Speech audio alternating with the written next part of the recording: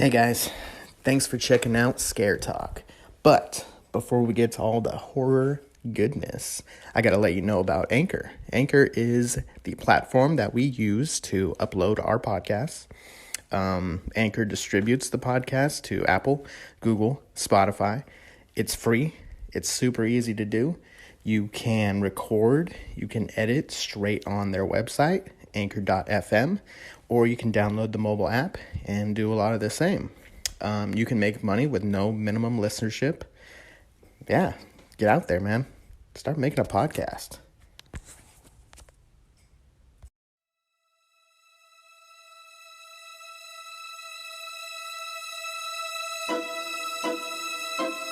Welcome to Scare Talk, a horror movie podcast for horror fans.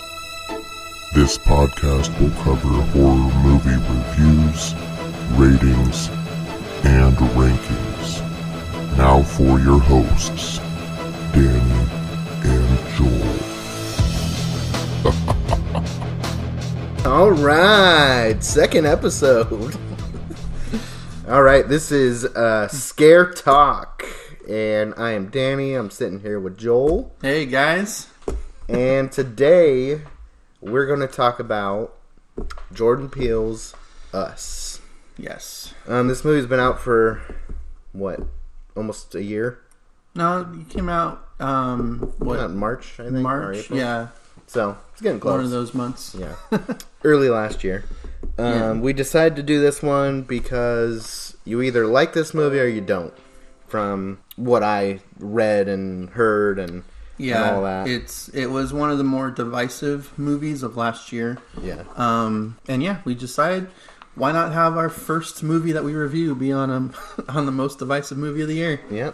Well, yeah, at least for horror. Yeah, one of the most. Yeah, not the, but yeah. So this one is written and directed by Jordan Peele. He also wrote and directed Get Out, which was nominated for an Academy Award for Best Picture. It was. So, props to the horror community for, getting I think he getting won your name in there too for that. Did he? Oh. Yeah, I think he won like best screenplay or something. Okay. I think don't quote me on that. I mean, we could easily just look it up, but I think he did win something for it. All right. Well, I mean, that movie was really good, and so definitely was looking forward to seeing this one when it was released. So a little background: I also saw this one well in advance. Saw this one in November of 2018. He just keeps rubbing it in. It's fine. And it was one of the best movie experiences I've ever had in the theater, because going into it I knew nothing. Didn't even have the picture. All I knew was Jordan Peele did it, and it was called Us. That's it. And so, without having known anything about it, going into the theater, it was packed, and everybody was just so into it. It felt like, I don't know, it felt like you were on a ride, kind of, for like the whole movie. And people were screaming and like genuinely scared, and it wasn't like annoying for people to scream, because I was like jumping too. And so it was really cool to see a movie like that, especially a horror movie, with knowing nothing ahead of time. So I always remember it for that. What are some things that you took away from it or that you liked? So I have a different experience with this movie. I didn't see it in theaters. I saw it on HBO. I enjoyed it the first time. Kind of. I will just say that I kind of enjoyed it. Like I said, it's one of the divisive movies of the year. But honestly, I gotta admit, I wasn't entirely paying close attention to it when I did watch it. Oh my god! I was on my phone and I just wasn't. It was there, so I was like, I'll put it on for right now. Oh, man. This was before our podcast. Before we decided to do a podcast, and this was going to be the first one that we did. So there were definitely stuff that I missed the first time around. Okay, fair enough. Yeah, so I did enjoy it. I really loved the way that they used the song I've got 5 on it. Yeah. I loved the creepy version, Yeah. the slowed down version of that song. Yeah. I thought it was done very well. Yeah. And that fight scene, like the dance fight scene, Oh yeah, toward the end of the movie, Yeah. where it's like the strong violin of that song, the beat. Mm-hmm. Yeah, that was awesome. Yeah, that was good too. I really enjoyed the acting in the movie. Lupita Nyong'o, who is Adelaide, the main female. Yeah. I thought she did an incredible job in that movie, as playing like both characters, both Right. parts. Yeah. Like she did the most. simultaneously. Yeah. Like that. And I thought she did a really good job. The writing was really good. I just wasn't paying close attention to it, which is what I should have been doing in the first place. So yeah, it was an okay experience for me. But I did end up watching it again after we decided to review this movie. Yeah. And we'll get into that here in a little bit. But overall, I thought it was, the first time around, it was an okay to good kind of experience. So, Man. I'm going to leave it at that for right now. Okay. All right. So, I thought it was great, as you could probably tell with my initial theater experience. I liked the Santa Cruz scenes. Santa Cruz aspect of it was pretty cool. I liked that it was there. The music, I think Jordan Peele has a signature now on some of the score. Mm-hmm. Some of the like almost tribal type of little music in the background, and the tension that he can build with a scene that without the music wouldn't really be suspenseful, Mm-hmm. And I think Some of the horror needs that, You need that atmosphere. It also, horror can also do the opposite of that too. They can definitely give a good atmosphere without music at all, just complete silence. Yeah. I don't believe that they did that with this movie, but yeah. The music itself was, the score and everything for this movie was really good. Yeah. And like you said, the acting was good. To be honest, the first time I saw it, and it might be because there were some differences in the sequence of events from the screening to the final product. Yeah. But I was a little confused at the end. And then filling out the questionnaire again, I kind of mentioned that. I don't remember what I said. But there was kind of just a little something missing that I wanted. But that didn't mean I didn't like the movie. Mm-hmm. I thought it was amazing, even without that extra information. And so a couple of things that were different. We'll go into that. Mm-hmm. One was the beginning of the movie starts with like a living room, and it's like zooming into the TV. Yeah. With the Hands Across America. Oh yeah, Hands Across America in 1986. Yeah. It has that commercial playing. Mm-hmm. So this is a subtle difference, but when the movie started, when I saw it, it was just the commercial. So there was no living room, there was no zooming into a TV. It was like you were literally watching a commercial. That's how it started. Wow, okay. That's kind of cool, too. Yeah.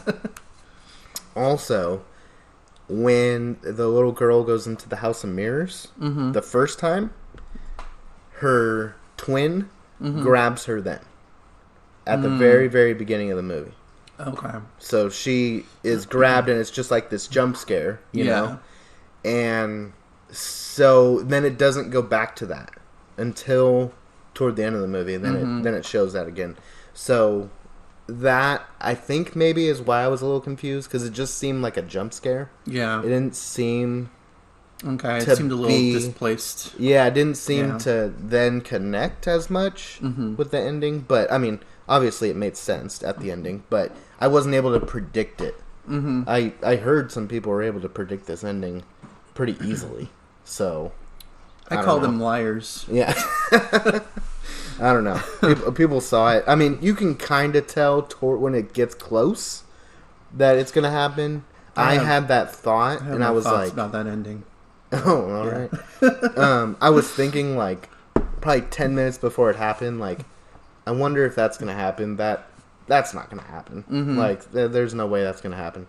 And then it did. So I was like, oh, man, they went there. Okay, so yeah, overall, I really liked it. another difference. This is the last difference. When they're the like underground people are fighting the like friends in the other house, and they're fighting, and then one of them says, "Call the police," and then the Alexa or whatever plays, "Oh yeah, F the police." Yeah. When I saw it, it played the band, The Police. Okay. So, and I want to say it was "Message in a Bottle," the song that played. Okay. Yeah. So it was. I thought it was more funny that way because that song just really does not go at all with the scene. Where F the Police kind of has that, more aggressive and it kind of went with it more so. But I thought it was more funny to have that other song play. So, and the police, they are the police. Yeah. So that it makes sense for you to call. It does the make police. more sense than playing NWA. So, yeah. So that was different. All right, so let's get into the nitty gritty. All right. So, what did you not like about this movie? If you could, if anything, because I know this is going to it. be easy for you. So I've seen this movie twice now. Like I said the first time, I wasn't really paying close attention to it. Don't judge me. So the ending to me, so I'm watching it on HBO. I'm not getting like surround sound or anything like that. There's no like I could hardly understand what Adelaide's clone was saying, and that's very important to this entire movie. Everything that she says is incredibly important to this movie. Yeah, and she had a very, very raspy voice. Yeah, that I couldn't quite understand fully. So the ending, and I completely missed the twist the first time around. You didn't even like after it happened. You didn't understand. No, after I didn't even see the twist. Oh, you didn't even see it? I didn't even see it because I was I don't know what attention. I really wasn't, and I don't usually do that, but for some reason, I don't know. I just wasn't like I guess in the mood for this movie, but I don't know. But so I missed the entire twist, and then I couldn't quite understand what she was saying at the very end, in the sewers. Yeah. Under Santa Cruz, and that was the most important part of the entire movie. Right. Her speech. Yeah, that was the whole movie. Explanation of everything. So to me, the first time I watched it, I was just like, okay, it's good. But I don't. How is it don't good? Understand. It wouldn't be good if you don't know that part. I mean, the acting was really good. Still, I enjoyed. Yeah. It just to me, it didn't quite wrap up. The story itself, because I didn't quite hear it, so I'm sorry. Yeah. All right. So yeah, to me, what I didn't like about it wasn't really anything because I was wrong the first time I watched it. Yeah. So like I said, I did go back and rewatch it, and I did have subtitles on this time because I usually do that anyway. I like to really be able to pay attention to movies that I watch, and I was able to catch that. Good job. And thank you. And so, for what I didn't like about it, that was the first time I watched it. So, yeah, that's not even really relevant anymore since I did rewatch it. So, I actually enjoyed it a lot more the second time around. Oh, okay. Still probably wouldn't put it on my top 10 of last year. It's overall, I've seen this movie on a lot of people's top 10 lists of last year, not just horror. Yeah. But of last year. Probably wouldn't still be on my top 10, but it's a really good movie. I enjoyed it the second time around. So okay. A lot more. Anything you could say on your second watch that you didn't like? Or maybe that could have been better. My second time watching it. Yeah, your official. My official, time. Yeah. I've seen it 1.5 times. I don't know. I thought they did everything really well. The whole twist at the end. See, I liked it, but at the same time, I didn't. So the twist at the end, when so the very beginning, when you were talking about how she got grabbed and basically was replaced by her clone. Yes. For the entire... When she was a little girl. Yeah, when she was a little girl, at the very beginning. And that's... So, her clone grew up to be her, basically. What I didn't like about that aspect is we got a little bit of her growing up, like, shortly after that, of the events of that happening, and she's seeing a therapist. Yeah. And her mom saying, I just want my girl back. Yeah. These are clones of people that I guess the government was cloning people. Yeah. Cloning the bodies, but they couldn't clone the soul. Right. Adelaide, throughout the entire movie, up until that point, it seemed like she had a soul. Like, it didn't seem like she was a clone of anybody. She didn't... Yeah. Like, I don't know. The way that they did it, it was cool, but I just didn't quite believe that it would happen that way. Like, how her parents wouldn't be able to tell something was wrong. How... Oh, they thought something was wrong? Well, yeah, they did, but, I mean, we didn't see anything happen with that. We saw... one session with a therapist, right, and then she's an adult after that, and it's like, okay, well, and they showed her doing the dance stuff, and so I get what you're saying, that that might not be believable. I mean, none of this is really believable, anyways. But I mean, cloning. I mean, that's they're cloning sheep. I mean, it's just a step. It'll happen at one point, and I believe that. You wouldn't be able to clone a soul. Like, that's just... It would be just like a hollow person. Could you learn to have emotions or have feelings or have fears? I don't know.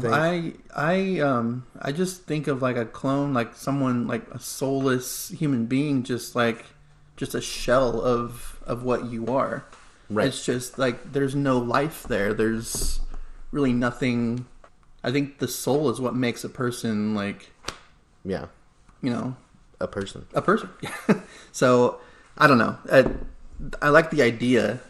I like the idea of it because I mean, at a certain point, it is something that could happen, and I like that it didn't go into any details from the government because you're looking at this from their point of view. Right. Yeah. We don't the need ones to that are cloned. We don't need to go into all that. Yeah. Extra sci-fi. Yeah. So I appreciated that aspect of it. I just the whole her growing up as Addie. I don't know. Yeah. Some of the stuff that I thought was cool about that was they were talking to the therapist and they were like, she hasn't talked since. And I thought that was kind of cool because that was like a little hint for the audience that it's not her. Yeah. Because obviously she could talk. Or, well, we assume she could. I don't think she even talked in that first scene. In the first scene leading up to that? No, she did talk. Yeah, I think... Yeah, she did. Because she said she didn't need to go to the bathroom. Oh, yeah. With her mom. And she wanted the shirt. Yeah. The Thriller shirt. So, yeah, she did. But, I think that was a little hint that it's not her.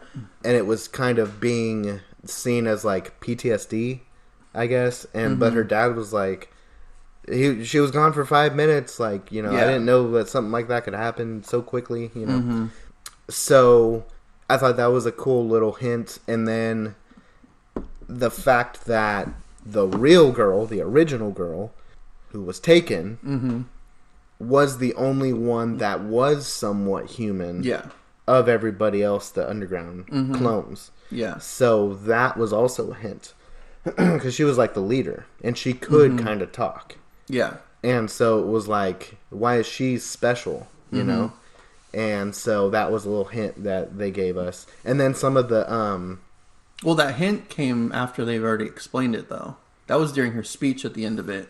No, she was saying that they saw me as special. Like, when she was dancing, that was when she was explaining everything. Well, no, I'm talking about the whole movie. Like, from the viewer's perspective, you could see that she was special.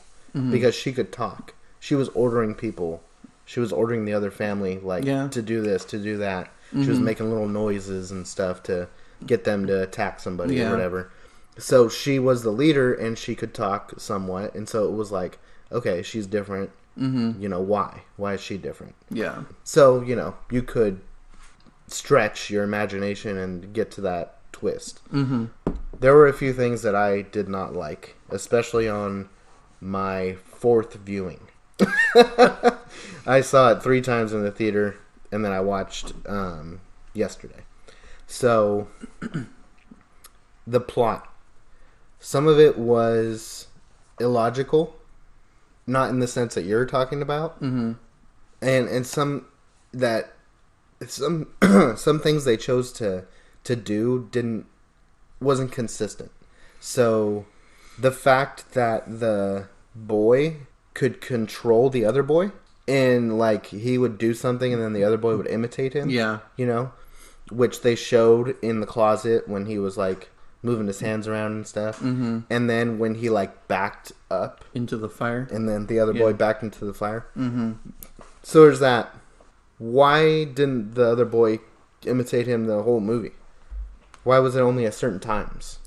Was it like he had to like use his powers or something to get him to imitate him? Yeah, I'm not entirely sure on that aspect of it. Yeah. I thought it was kind of cool when he like backed him up into the fire and he was like, it was clever. Yeah, but yeah, they didn't use that throughout the entire movie with really anybody else either. Well, the whole underground people were imitating the above ground people. Yeah, they were. Yeah. But I'm talking about the family itself. Yeah. No, yeah. I don't think anybody else really did that. Like, there may have been a scene or two. I don't even remember what those were. I just remember that because that was a kind of cool thing to take out your doppelganger by him copying everything you do and walk him into a fire. Yeah. Yeah, so speaking of the boy, he was already the I guess what we're going to call the real boy. He was already kind of different himself. He would wear the mask. He would like hide in the closet. He was playing with this, what he called a magic trick, which on my fourth viewing, I was like, that he's playing with it like it's a lighter, which then he ends up killing his other half in a fire.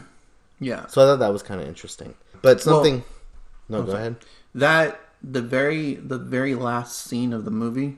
Yeah. When they're driving and he's in the front seat and he like looks up at his mom. Yeah. And they like, I don't know what that look was like, because it was kind of a strange moment right there. Right. Like he knew that she wasn't his mom or something, or maybe he was actually the doppelganger as well. I don't know, because the clone also had a burnt face, so I don't.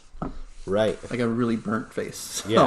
So yeah, that wouldn't have made sense if they were both like the doppelganger. Yeah. Yeah. So what I think about the boy is that he was a little different because he was her son, and she was a clone. Yeah. So I think he was a little different. He had some of that. He got that from her. Yeah. So from the clone. Yeah. So I think that is what they were trying to show, but it just wasn't consistent. Yeah. You know, and I think she was extra protective of him and stuff because they had that connection. But it just, I don't know. His whole "you can imitate me" thing didn't last throughout the whole movie, and the underground people, they were imitating the above ground people for parts of the movie, but not. Seemingly the whole movie. So it's like, what's this imitating thing? Why even have that? You know, I guess they were trying to show that they want to be the above ground people. Yeah. But you got to keep it consistent, you know. Something else that I thought was kind of a hole was she was taken by the other girl and pulled into this underground area. Why didn't she just walk back? Well, she was chained to a bed. Yeah, not the whole time. Shows her later. Well, she was probably convinced to stay. I have no idea. Yeah. I don't know. She probably didn't know her way back. Like the Santa Cruz wasn't like where they lived. It was like back in '86 they didn't have cell phones they could just call, or she probably didn't know where she lived exactly. So she was probably just stuck there.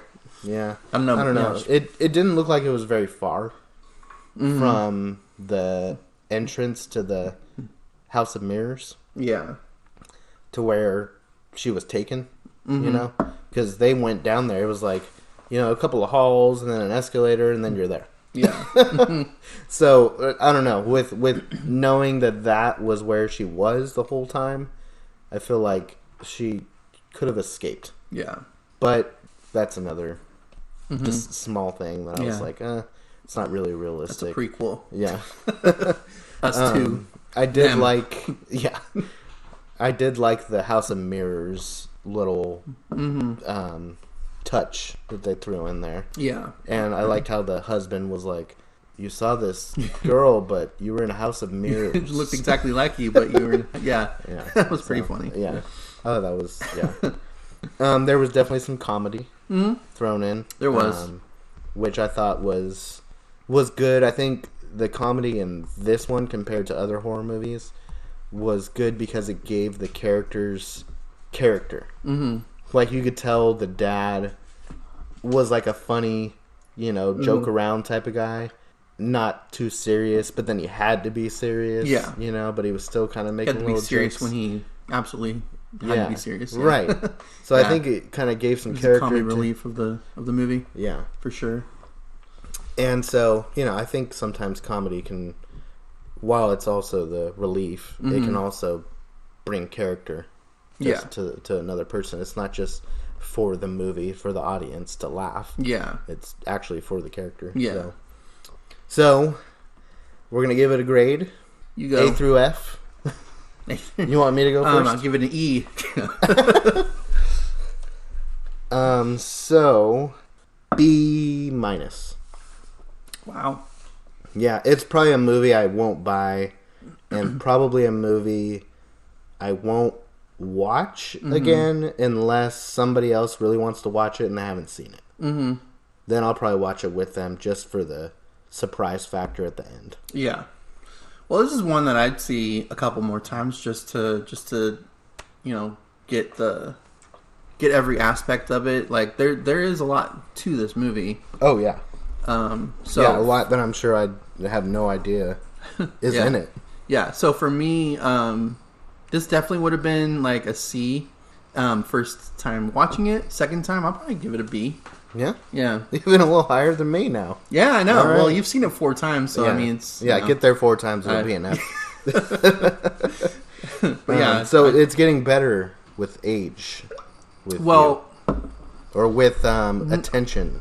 Yeah, with attention, it's getting better, yeah. Because there were definitely some scenes that I missed, like the very end of the movie. So, when I was watching it the second time, I'm halfway through it, and I'm trying to... Because right now, halfway through the movie, it's a basic plot. Like, there's really not much to it. Yeah. So I'm like, what is it that people are seeing that I'm missing? Is there like some deeper meaning behind this that I'm just like not catching? Like, you usually catch those. Yeah. But for this, I'm just like this is on a lot of people's like top 10 of last year. So I'm like, what am I missing? And then the last 20 minutes happens, and I was like, oh, okay. Well, I just needed to wait a little while longer. A little bit of patience. Yeah. So, it's not even one that had, like, deeper meaning to it. It pretty much spelled everything out for you. Yeah. At the very end. You just had to pay a little bit of attention to it. Right. And I do think there's a lot of deeper meaning as far as, like, symbolism and metaphors and what he's trying to say about our class system that we have, the lower class trying to rise above, literally. There was a scene towards the beginning that I really thought was interesting that I thought was going to play a big factor in it. When they're driving to Santa Cruz, the family, when she's adult, and her daughter in the back is talking about how the government's put fluoride in the water. Oh, yeah. For, like, mind control and stuff. Yeah. That didn't really play a factor in it. Yeah. But, I mean, they did talk like about the government. It's just like a foreshadow kind of deal. What the government's capable of doing. Yeah. So I thought that was kind of an interesting, like, moment. But that particular moment didn't really go anywhere after that. But, yeah, it's just like, it was an interesting perspective, interesting scene right there. I think that was, purposefully put in there for red herring for that reason. Yeah, make you think that it's going this way. Yeah. And then it goes a slightly different way. It's still government related, but slightly different. All right. Well, that is our review for Jordan Peele's Us. And we're out of here. All right. Have a good night. Don't let the bed bugs bite.